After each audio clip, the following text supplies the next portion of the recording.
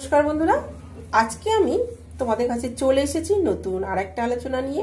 চলো আজকের আলোচনা শুরু করে দিই। প্রথমেই বলি, আমাদের জীবনের আসল গুরুত্বটা আমরা কখন বুঝতে পারি? যখন একটা মানুষের খালি পেট থাকে, যখন সে কিছু খাওয়া তার জোটে না, তখন সে বুঝতে পারে জীবনের আসল গুরুত্বটা কি। আর বুঝতে পারে যখন তার পকেটে একটাও টাকা থাকে না, তখন সে বুঝতে পারে জীবনের আসল গুরুত্বটা কি। বেঁচে থাকতে গেলে এই পকেটে টাকা থাকা অবশ্যই দরকার।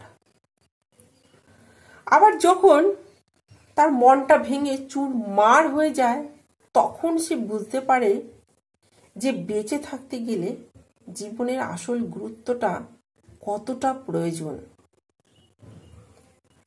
রাগ, এই রাগ জিনিসটা সত্যি খুব ভয়ঙ্কর। রেগে যাওয়ার আগে নিজেকে সামলানোর চেষ্টা করো, কারণ প্রতিটা রাগই মানুষের জীবন থেকে কিছু না কিছু কেড়ে নেয়।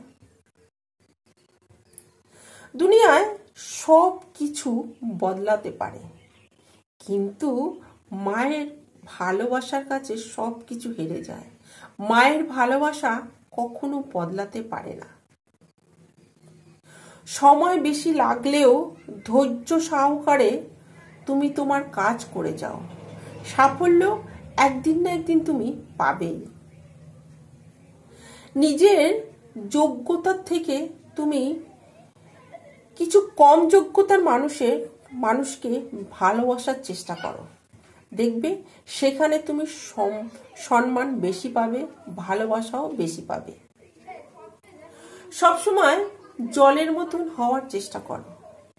জল যেমন নিজের চলার পথ নিজেই তৈরি করে নেয়, তেমনি জলের মতন হওয়ার চেষ্টা করা উচিত।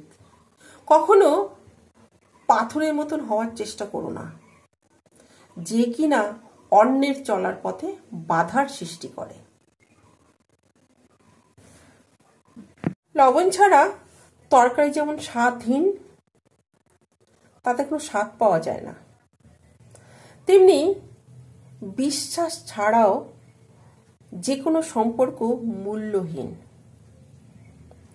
আমাদের বর্তমান সমাজে শিক্ষিতরা থাকছে কোথায় বলতো? গাছতলায়। আর অশিক্ষিতরা থাকছে কোথায় বলতো? পাঁচতলায়। যেমন জুতো বিক্রি হয় আমাদের কাচের ঘরে, শোকেসে, তেমনি আর বই বিক্রি হয় কোথায় বলতো? রাস্তায়। এটাই আমাদের এখন বর্তমান সমাজ ব্যবস্থা।